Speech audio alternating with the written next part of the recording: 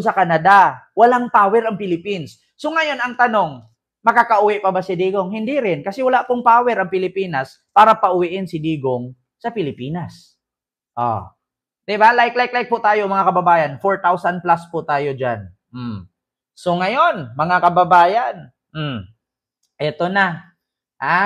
Ito yung sunod natin, mga kababayan. Si Duterte, mahihirapan po ang kanyang mga abogado na magdepensa sa kanya. Eto na, mga kababayan. Maganda-ganda ito. Bakit ko nasabing mahihirapan ang kanyang mga abogado ni Duterte na magdepensa sa kanya? Eto, pakinggan natin ha. Maaring mahirapan si Attorney Nicholas Kaufman na depensahan ang kaso ni former President Rodrigo Duterte. Ito ang naging pahayag ni Palace Press Officer Undersecretary Claire Castro. Alam niyo mga kababayan kung bakit nahihirapan si Nicholas Kaufman i-depensa ang kaso ni Digong? Una, napakasimple mga kababayan. Bigyan ko kayo ng example ha. Halimbawa, si Ma'am Jenelita. Ito si Ma'am Jenelita, nasa comment section natin. Bigyan ko kayo ng example. Ito si Lakers Fans TV. Bigyan ko kayo ng example. Si Lakers Fans TV, nakapatay ng 30,000. Tapos, ako yung abogado. Ngayon, itong si Lakers Fans TV, taga-Amerika. Kukuha siya ngayon ng abogado kasi dito siya sa Pilipinas na kinulong. Ngayon, sa Amerika siya nakapatay. 30,000 pinatay niya. Kukuha siya ngayon ng abogado sa Pilipinas at ako yung kukunin niya. Ngayon, paano ko idepensa si Lakers Fans TV kung hindi ko naman alam ang pangyayari kung bakit siya nakapatay ng 30,000? Mahihirapan ko po talagang idepensa. Kaya sa totoong salita, mga kababayan, mahirapan po si Nicholas Kaufman na idepensa si Digong kasi wala naman si Nicholas sa pangyayari. Hindi niya alam ang buong kwento. Paano kung sa side ni Digong, ang ikwento lang doon ay hindi po totoong nakapatay. Wala pong ganyan. Fake news po yan. Paano kung ang kalaban ni Nicholas Kaufman nagrepresenta? Ito po yung mga video. Tumba dito, tumba doon. Salvage dito, salvage doon. Meron pa nga nakabalot ng tape. May nakahandusay sa Parañaque, sa Laguna, sa Cavite, sa Batangas, sa Parañaque, sa Caloocan. Mahirapan po talaga si Nicholas Kaufman na idepensa si Digong kasi wala si Nicholas Kaufman sa pangyayari nung time na may pinapapatay si Digong sa war on drugs. Hindi naman po pwedeng makinig lang si Nicholas doon at nakinig ko sa baleta, hindi po totoo yan, sabi nung anak niya. Hindi naman po pwedeng si Sarah ang magkwento. Attorney Nicholas, ito po kasi ang totoong nangyari. Si former president, nag-utos. Inutos niya na kailangan sumuko ang mga drug lords. Ngayon, hindi sumuko, pinatay. Ngayon, nung pinatay, dumami. Ngayon, nung dumami, pinatay. Ngayon, paano idepensa ngayon yan ni Nicholas Kaufman? Wala nga si Nicholas kung maniniwala lang siya sa kwento ni Sarah, sa kwento ni Roque, sa kwento ni Robin, sa kwento ng pamilya ni Digong. Mahihirapan si Nicholas. Ma'am Kanji Official, maraming salamat sa iyong $9 Hong Kong super sticker. Thank you so much. Diba? Kung gagastos sila ng team investigator, billion ang gagastusin nila. Maniwala kayo sa akin mga kababayan. Ito, pakinggan ninyo. Maaring mahirapan si Attorney Nicholas Kaufman na depensahan ang kaso ni former President Rodrigo Duterte.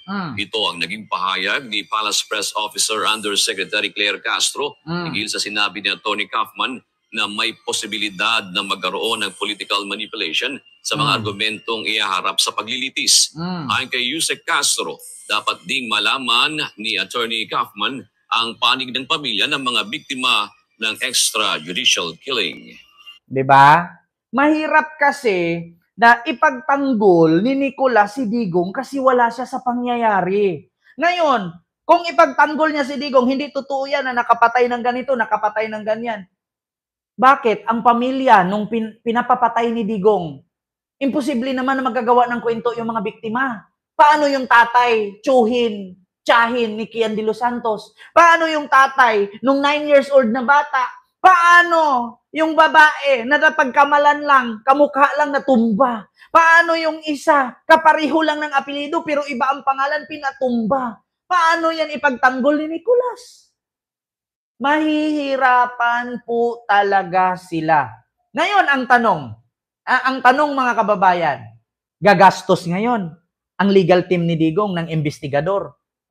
Saan sila mag-iimbestiga? Ni ang ultimo pulis, wala ngang record. Paano sila mag-imbestiga ngayon dito sa Pilipinas kung mismo si Attorney Cristina Conte, si Trillanes, si De Lima, nagreklamo sa kapulisan, sa Supreme Court at sa DOJ, tinatanggihan sila.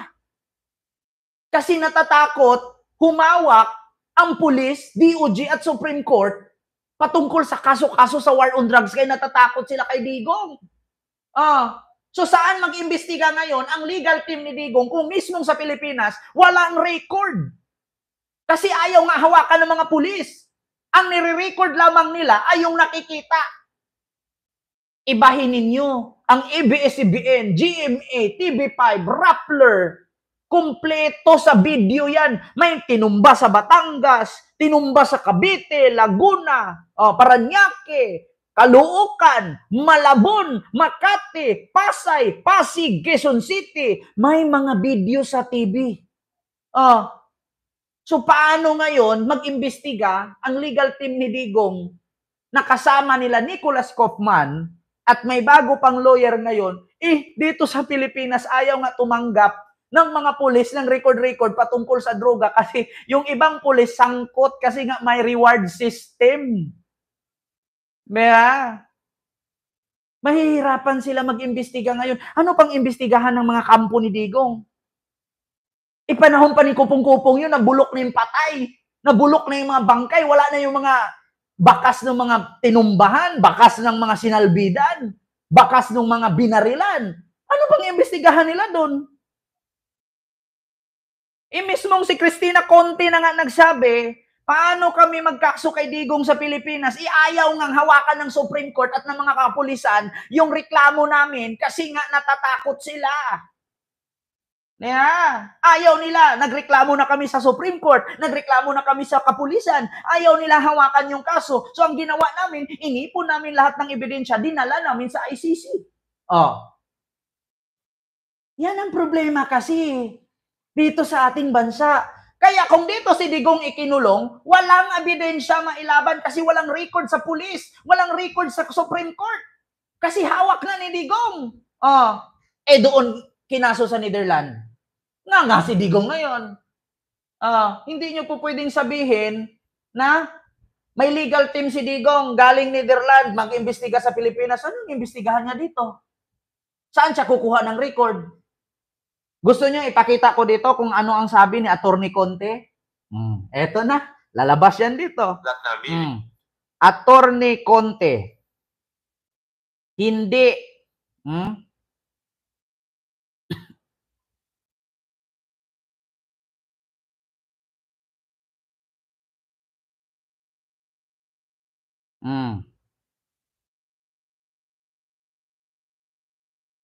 Ito na, mga kababayan, sana lalabas.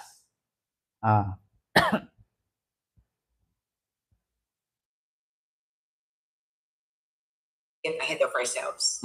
Okay, ma'am, yung binabangkit nyo na maaaring may makuha ng kaunti para po sa ICC case, yun ho bang transcript nito ang kakailanganin? Sino kaya mag-i-initiate nyon para makuha ito at mapag-aralan po ng ICC prosecutors at magamit ng ebidensya kaya? Una, ako, alam ko nakatunghay, nanonood yung mga ICC investigators. So, alam na nila ito, namomonitor nila. To authenticate Kumbaga, siguraduhin na hindi mali, official, walang editing itong video na pinanood nila o yung transcript na matatanggap nila. Sana yung gobyerno yung mag-abot nito. Video ang nirepresenta ng biktima together with Trillanes and Attorney Conte. Video ang pinasa nila. Bakit? Wala silang makukuhang record sa kapulisan. Wala silang nakukuhang record ng mga reklamo ng pamilya ng mga namatay sa Supreme Court kasi walang kumikilos. Diba? Video ang pinasa nila. Ngayon, hindi nyo masisi ang media, ABS-CBN, GMA, TV5, Rappler, at kung ano-ano pa yan na network sa Pilipinas kasi video ang pinasa nila sa ICC. Hindi sila kumukuha ng record sa kapulisan sa Pilipinas kasi wala ng record na makikita. Kasi nga hawak na ni Digong noon. Paano mag-imbestiga ang kampo ni Digong sa Pilipinas galing Netherlands kung wala mang record? Ang pinasa nila Attorney Conte, nila Trillanes, video doon sa ICC investigator. Ito, may nakahandusay na patay sa Parañaque, Laguna, Batangas, Cavite, Caloocan, Bulacan, Quezon City, Pasay, Makati, Manila. Puro video sa TV. Balita yan, gabi-gabi, araw-araw, nung panahon ni Digong. So ngayon, anong kukunin ni Digong na pangsangga doon? Paano siya idepensa ngayon ni Attorney Kaufman? Para official talaga. Kung miyembro pa sana tayo, dadaan yan sa DFA, tapos iaabot sa court. Pero kung walang magsasubmit na sa ganung paraan, di mukhang mapupunta na naman sa mga biktima yung responsibilidad na yun. Yung burden, mapupunta ho na naman po sa mga biktima. Ted Filon at DJ Chacha ngayon. Diba? Diba? Alam nyo na, mga kababayan. Ito pa.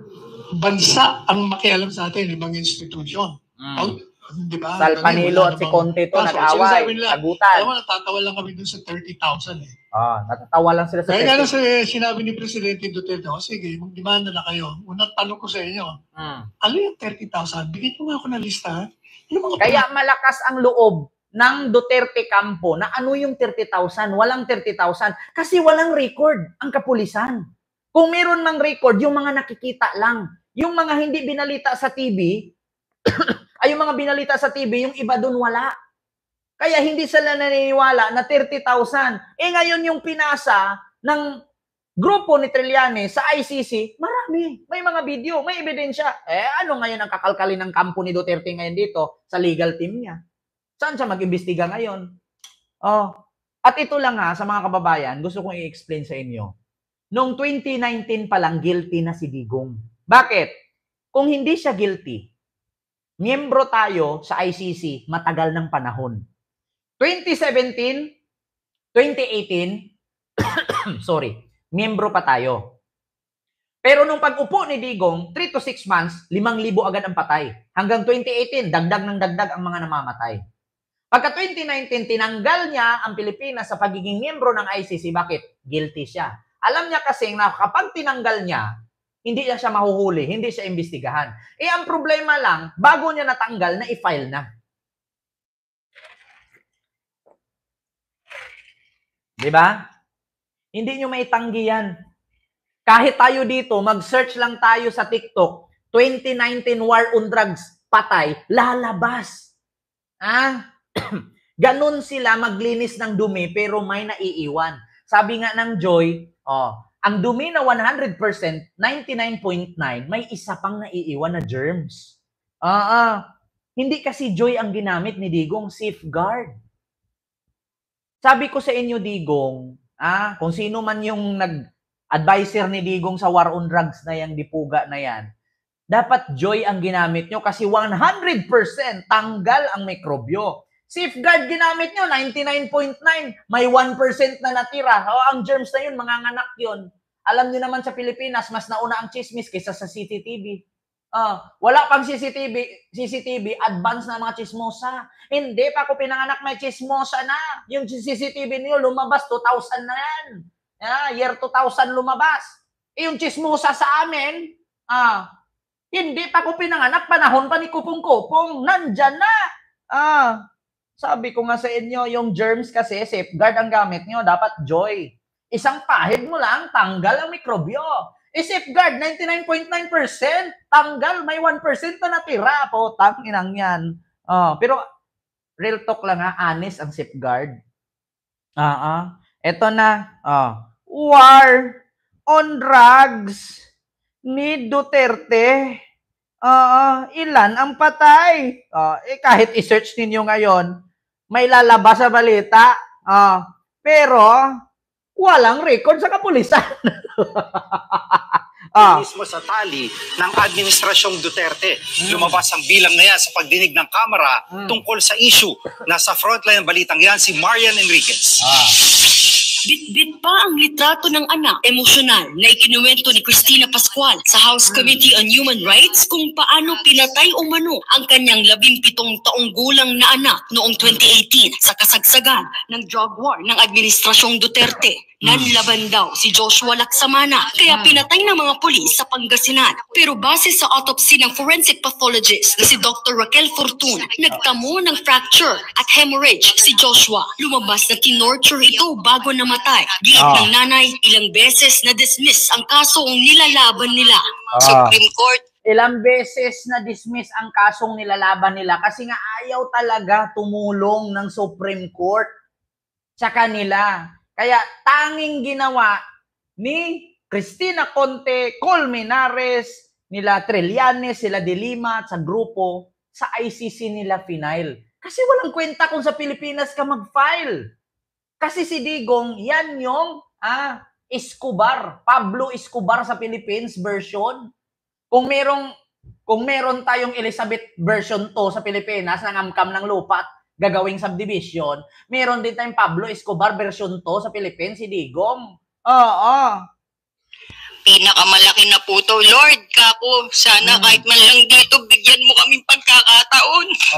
Hirap na rin po kami paano lumaban. Pagdating po doon ilang araw, dismiss na naman po. Paano po kami nihiling ng justisya sa ICC? Tapos gusto ng mga DDS, si Digong sa Pilipinas litisin. Sila nga mismo namatayan na dismiss. Si Digong pa kaya? Di poga kay mga lintian, kaya di mal kayo. Yun nga mga biktima sa war on drugs na dismiss na may patay. Klarong-klaro may namatay, may binurol, may picture pang bit-bit na dismiss.